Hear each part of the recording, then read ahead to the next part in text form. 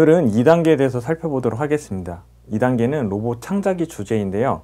우리가 A단계부터 D단계까지 각각의 로봇에 필요한 요소들이라든지 아니면 기계공학적으로 움직이는 원리들에서 살펴봤다면 그런 것들을 종합해서 2단계에서는 새로운 것들을 창작할 수 있는 방법들, 그 다음에 좀 더 높은 단계에 운동하는 방법들에 대해서 살펴보겠는데요.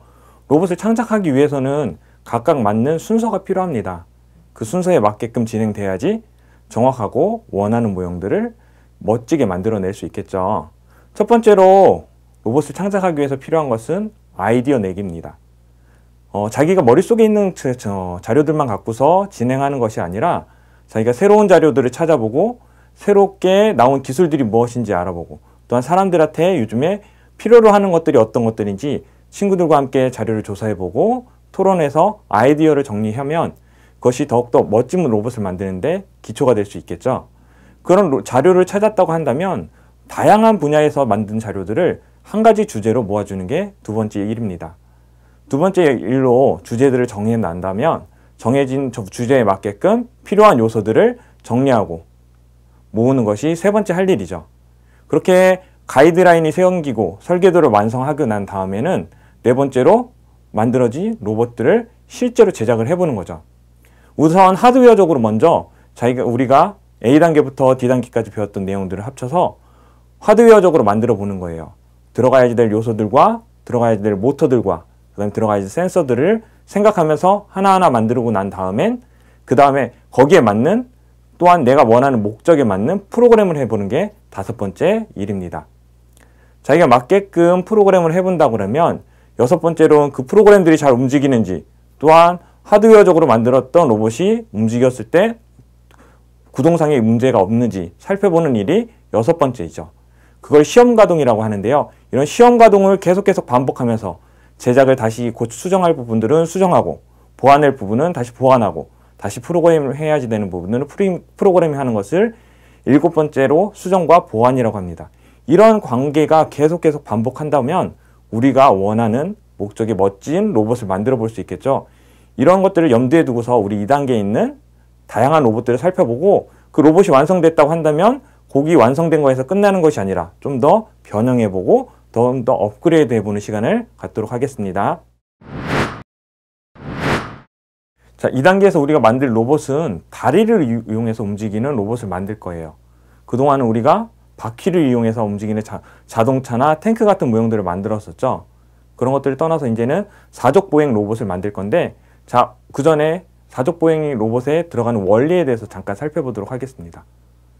사족보행 로봇에 들리는 운동 원리는 링크라는 관절을 이용해서 움직이는 방법을 사용해 볼 거예요. 링크는 회전 운동을 직선 운동으로 바꿔주거나 직선 운동을 다시 회전 운동으로 바꿔주는 방법이거든요. 그렇게 왕복 운동을 이용해서 회전 운동으로 바꿔주거나 회전 운동을 통해서 왕복 운동으로 바꿔줌으로 인해서 다리가 움직이는 것처럼 모터가 돌아가지만 실제로 다리가 움직이는 것처럼 진행을 해볼 건데요. 그림에 나와 있는 것처럼 자전거가 링크 관절의 대표적인 예입니다. 선생님이 여기 이렇게 준비를 해봤는데 여기 있는 것은 직선으로 왕복 운동을 하게끔 돼 있어요. 그리고 여기 밑에서는 회전 운동을 하게끔 돼 있는 거죠. 이렇게 밑에서 회전하는 것이 돌아간다면 위에서는 위아래로 움직이는 역할이 되겠죠. 우리가 자전거 페달을 아래로 밟았는데 페달이 바퀴를 회전 운동으로 바꿔주는 것처럼 똑같은 원리예요. 이렇게 관절이 움직이는 것들을 통해서 사족보행 로봇을 만들어 보도록 하겠습니다.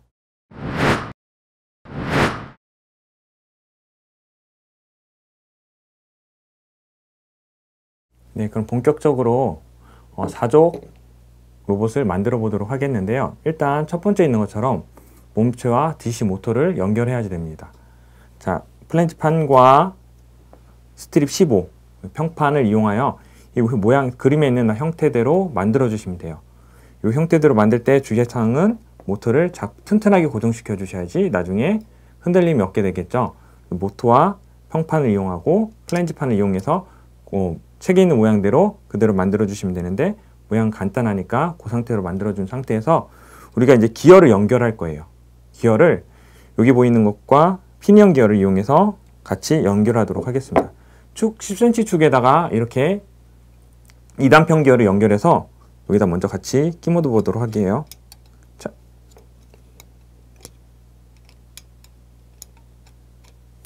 자, 2단 편기어의 장점은 뭘까요? 우리가 기존에는 기어를 여러 가지 연결해서 속도를 제어했다면 2단 편기어는 하나의 큰 기어와 작은 기어가 같이 있으니까 한 축에만 연결을 해도 훨씬 더 운동량을 쉽고 빠르게 전달할 수 있겠죠.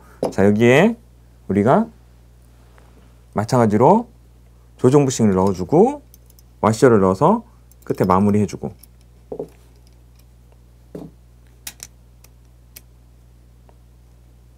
꽉 조여주고 반대쪽에도 조정 부시와 와셔를 넣어서 같이 결합해 주도록 하겠습니다.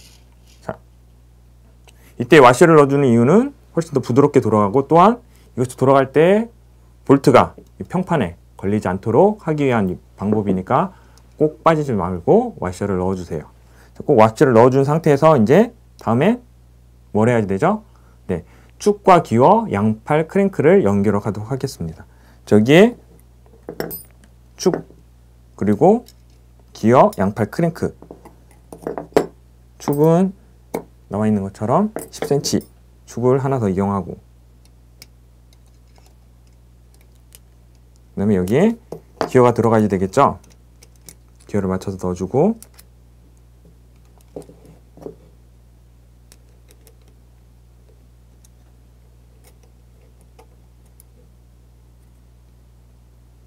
자, 여기서는 2단 편기어에 작은 기어랑 대편기어가 서로 맞물릴 수 있도록 위치를 잘 잡아서 기원해주면 되고 자, 양팔 크랭크에 3cm짜리 이렇게 볼트를 연결해줘서 같이 고정해 줄 겁니다. 양쪽 끝에 고정을 해주세요.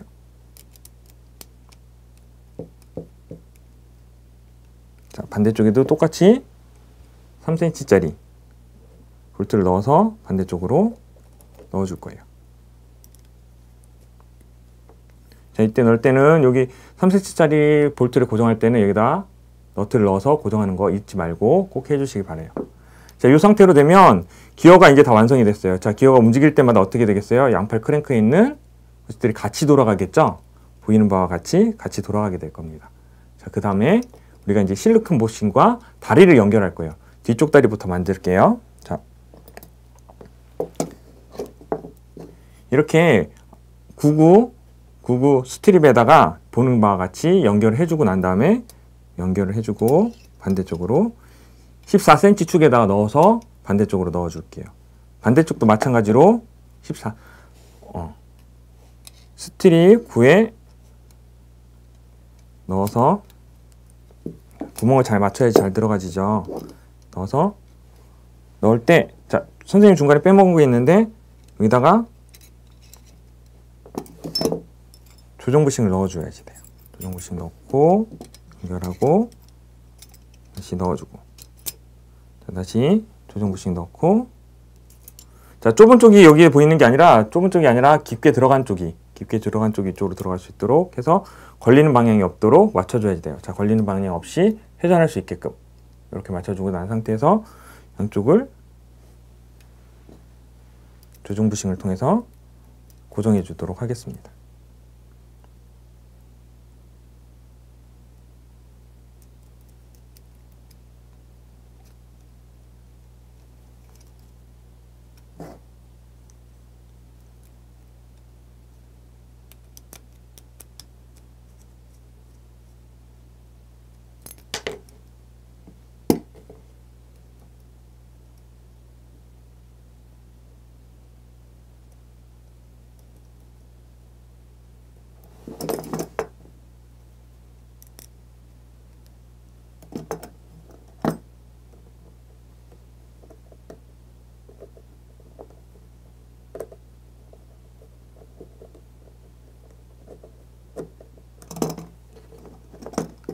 조정 부싱으로 위치를 잡고서 꽉 조여주고 나면 자, 다리가 완성됐죠? 자, 이 다리는 앞뒤로 나중에 움직일 거예요. 아까 링크 구조 생각나시죠? 회전 운동을 다시 직선 운동으로 이렇게 왕복 운동으로 바꿔주면서 양쪽 다리가 서로 앞뒤로 움직임으로 인해서 앞뒤로 걸어가는 그런 형태의 사족보행 로봇이 완성되는 거죠. 자, 여기까지 완성되면 선생님이 이제 먼저 완성된 걸 통해서 이제 다리를 살펴보도록 하겠는데, 자, 지금 요걸 완성한 거예요. 자, 요걸 완성한 상태에서 자, 밑에 고무부싱을 넣어줄 거고요. 고무부싱을 넣어줄 거고요. 이제 본격적으로 양발 크랭크 축에 똑같이 99 스트립을 이용해서 여기다 넣어줍니다. 이때 넣어줄 때는 2cm짜리 볼트를 이용해서 이용할 텐데 그 사이사이에다가 이렇게 너트를 넣어줘야 돼요. 너트를 넣어주는 이유는 공간을 확보하기 위한 거죠. 그리고 보는 바와 같이 이렇게 흔들거리는데, 흔들거리는 이유는 이것이 빡빡하게 돼 있으면, 꽉 끼어져 있으면 앞뒤로 왕복 운동을 할 때 걸리게 돼 있어요. 그러면 회전이 움직이지 않고 정지가 되겠죠. 그래서 이렇게 여유 있게 여기 와셔도 넣어주고 볼트도 넣어서 간격을 조정해주고 살짝 떨어뜨려 놔야지 됩니다.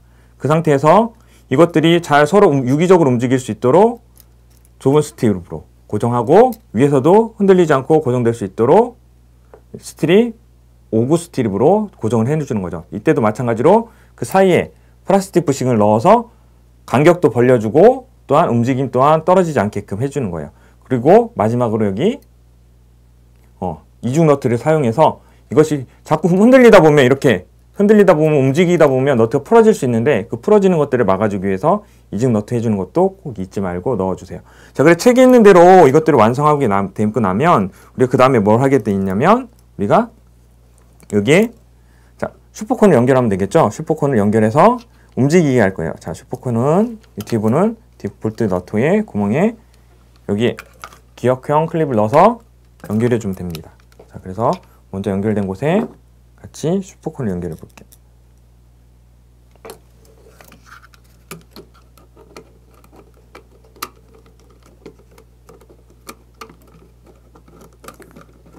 슈퍼콘 한쪽 연결하고 난 다음에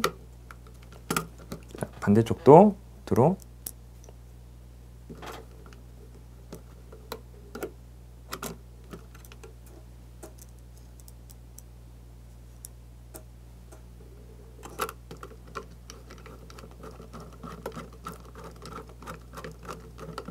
자, 이 상태에서 슈퍼콘이 고정됐죠. 그쵸?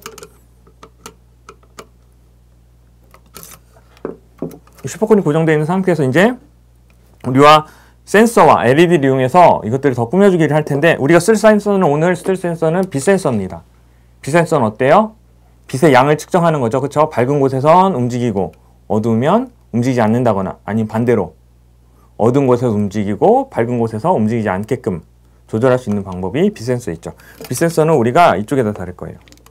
이쪽에다 달고, 그래서 볼트와 너트를 이용해서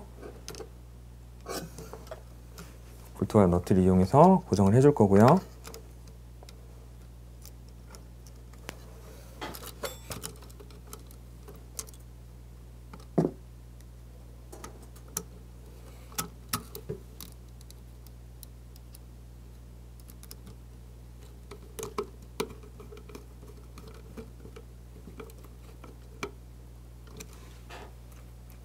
자, 앞쪽에는 LED를 이용할 거예요. LED를 이용해서 움직이는 동안, 빛 센서가 움직이는 동안, 작동되는 동안 깜빡거리는 효과를 얻도록 할게요. 자, 그래서 LED를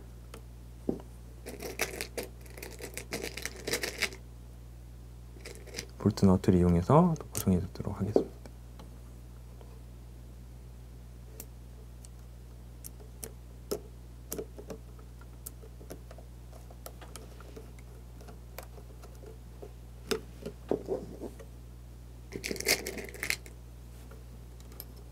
자, 이번엔 초록색 LED를 마찬가지로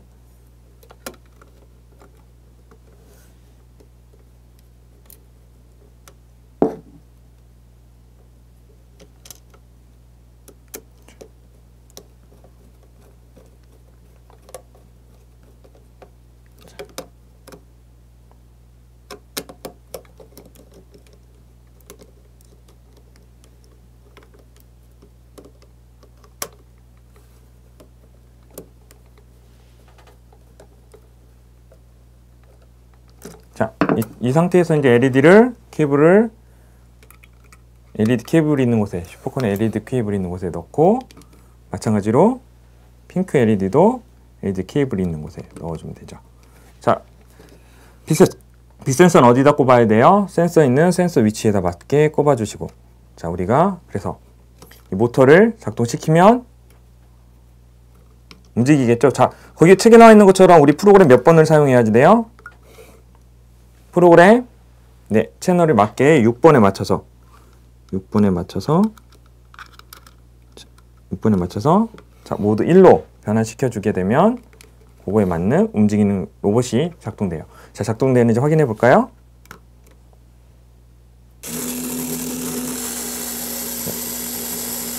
로봇이 어때요?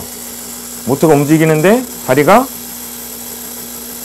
앞뒤로 움직이는 것처럼 보이죠? 그쵸? 지금 공중에 띄워놓긴 했는데 이것이 땅에 있는다면 앞으로 계속 기어가는 모습으로 작동이 될 거예요. 자, 이것들을 이 상태에서 빛이 있으니까 계속 움직이는데 내가 이 빛을 가려준다면 손으로 가려주면 어떻게 돼요? 멈추죠. 그쵸? LED 2번은 나오고 있지만 멈추게 되고 다시 빛이 보이게 되면 움직여지는 형태의 로봇이 되었어요. 완성되었어요. 그래서 빛이 있는 동안은 핑크 LED가 켜지고 어두워지면 다시 초록색 LED가 켜지는 그런 형태의 로봇으로 사족보행 로봇을 완성하였습니다. 자, 어때요? 만든 사족보행 로봇은 잘 움직이던가요? 자, 빛이 있을 때랑 없을 때랑 그거의 차이에 따라서 잘 움직이는 로봇을 살펴봤을 텐데요. 자, 주의점은 잘 알고 있겠죠? 자, 이런 사족보행 로봇이 바퀴 달린 로봇에 비해서 장점이 있고 단점이 있을 수 있어요. 자, 장점이 뭐가 있을까요? 그쵸? 바퀴가 다닐 수 없는 길들을 다닐 수가 있겠죠. 평평하지 않은 길들, 울퉁불퉁한 길들이나 계단 이런 것들 올라가기는 훨씬 더 수월해요. 하지만 단점으로는 그쵸? 속도가 늦게 나왔고 천천히 움직이고 그쵸? 좀 더 안정적이지 못했죠. 기우뚱 거리면서 그런 균형들을 맞춰주기 위한 후반 작업들이 필요하게 돼 있어요. 그런 장점과 단점을 생각해서 우리가 로봇 창작할 때도 마찬가지로 내가 바퀴가 필요한 로봇인지 아니면 바퀴 없이 오히려 사족보행 로봇처럼 다리가 필요한 로봇인지를 잘 생각해 보는 게 좋아요. 항상 바퀴가 좋은 것도 아니고 항상 다리가 좋은 것도 아니니까요.